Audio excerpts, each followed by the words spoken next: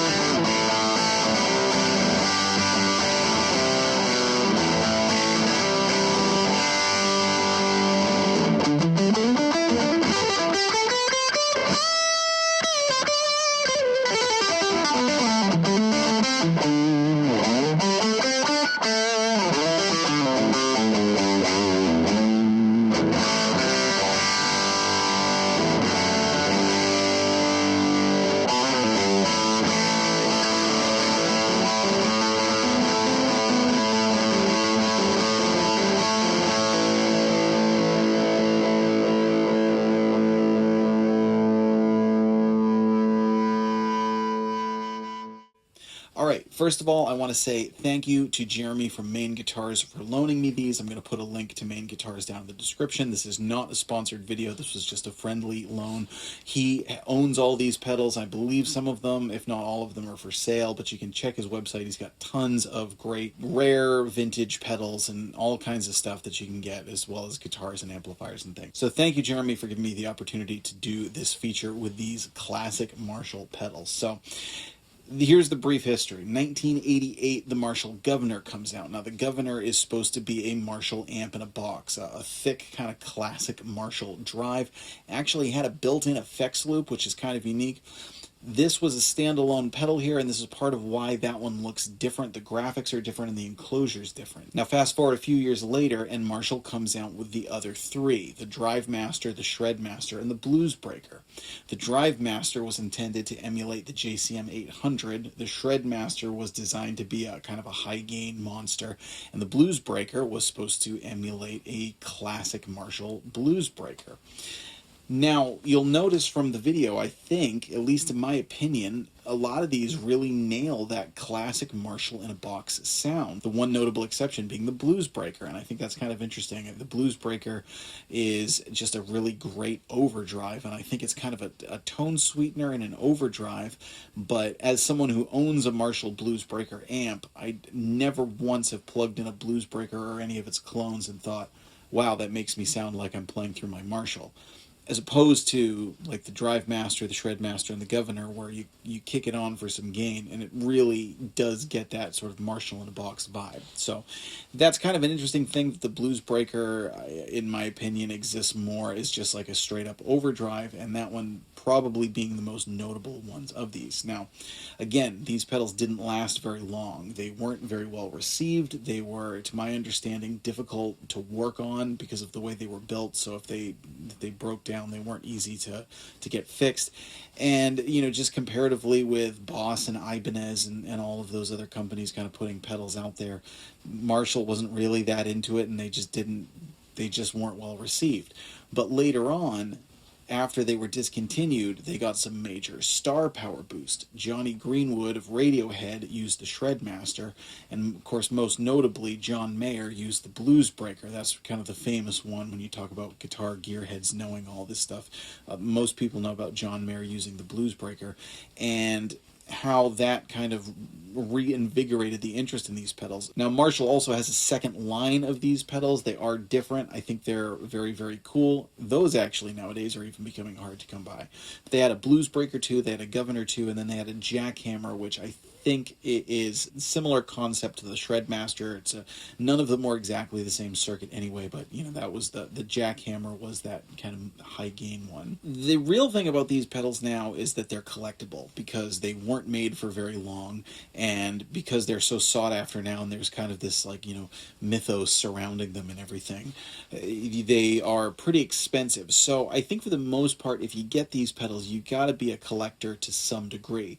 That being said, they are really usable and get some pretty cool tones. Now, most of the ones you're going to find out there are pretty beat up. It was the 90s, let's face it. But they do get some cool tones. Now, they can get some kind of wonky tones. They can get some sort of like cheesy sounding tones. But there are some that really get some great tones if you kind of tweak them a little bit and dial them in. So you just heard with the Drivemaster. Like the Drivemaster, it captures the Marshall sound. It captures the Marshall vibe. It's just a rip-roaring brown sound, kind of. Again, that one's inspired by the JCM 800. Now, what you're hearing in this demo is I'm playing this Gibson SG into the pedals, going into a Franklin Amps Tweed 5E3 Deluxe, and really transforms that amp. It really makes it sound like you've got like you're kicking on a sweet Marshall amp. Now, when I mentioned some idiosyncrasies, so again, like the Guv'nor, for instance, had the built-in effects loop, but it had weird connectors to use it, but you could use it to loop in other pedals and have it be kind of a master, turn it on and turn it off. Of course, that being said, you've also got the character of the pedal going with it, but if for instance, if you wanted to run like a delay into it so that you could kick it on for a distortion plus delay for like a lead tone, was kind of the idea of that one, which was eventually abandoned. The Shredmaster, which you're about to hear, is a really cool pedal and actually gets some really great tones. This is one that I've seen Steve Sterlacci play. Steve's, you've heard me talk about him on my channel before. He does a great YouTube channel. He has a Shredmaster and actually uses it for some really cool tones. Well, one of the interesting things about that is the contour knob. The contour knob makes it drastically different, and you can get some really cool, rich, mid-range heavy tones using the contour knob. If you turn the contour knob all the way up, which I will do in a minute, it gets the scooped sound, but it does it in a kind of a cheesy way. So that one, you also really need to push the pedal a little bit more. You need to have the volume up a bit. You need to have the drive really cranking to get the good tone out of. So it's not really versatile, but there's some great tone there.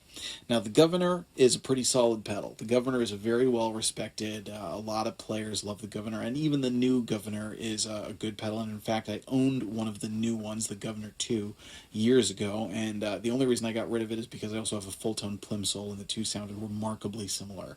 The plimsoll really kind of got that Guv'nor. So there you go. If you're looking for a Marshall Guv'nor kind of sound, plimsoll or an OCD are good choices. Those each kind of get a similar unique drive sound. And then, of course, lastly, the BluesBreaker. And the BluesBreaker in itself is very, overall, I would call it a low gain overdrive until you kind of get to the very end, and then it gets up into the mid gain. But that one's really designed to push an amp more, and it just has a weird sweep on the volume and gain. Like, you kind of notice you got to really have it turned up just to get to unity. But then the last tweaks on the dial, and it really opens up, and there's just a lot of volume right at that very end.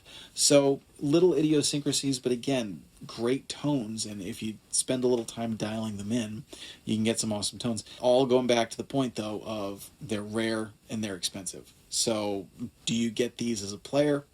Probably not. You probably get them as a collector, or if you are a player who's pretty well off and has the opportunity to to own this type of gear, or if you're just really really into it and everything. But it's not exact. It's not that these tones can't be replicated by other pedals. They don't do something that's totally unique. There are a lot of pedals now that do very convincing, realistic Marshall in a box sounds that are way less expensive and way more accessible. So, and of course there's, tons of great BluesBreaker clones out there who have actually taken the circuit idea and expanded upon it. So that question of like, are they worth it? Are they worth the hype? It's hard to say. It's kind of like the Klon Centaur thing. It's like they're expensive because they're rare. So the whole, like, well, does it really, does it really sound thousands of dollars better than this other one? And it's like, that misses the point. It's expensive because it's rare, because there are very few of them out there, and because they were uniquely built in, again, because of the sort of legendary air that's around it. So, again, we're playing this guitar. We're playing a Gibson SG into a Franklin Amps 5E3. Now you're going to hear the Shredmaster next. Then we're going to move on to the BluesBreaker and close it out with the Guv'nor. Now, I'm going to stick with this guitar. Of course, the classic pairing for the BluesBreaker is a Stratocaster. I have had that BluesBreaker pedal in several videos, so if you want to hear that with a Stratocaster, feel free to check out those other videos. We're going to stick with one guitar today so that you can kind of really just hear them back and forth with the same rig. So let us know what you think of these. Do you own any of these, or do you own the second run that came out from Marshall? Please let us know in the comments. Thanks again to Jeremy from Maine Guitars for loaning me these so that I could bring you this video. I'm Jack Fossett. Please remember to like, share, and subscribe. I hope you enjoy the rest.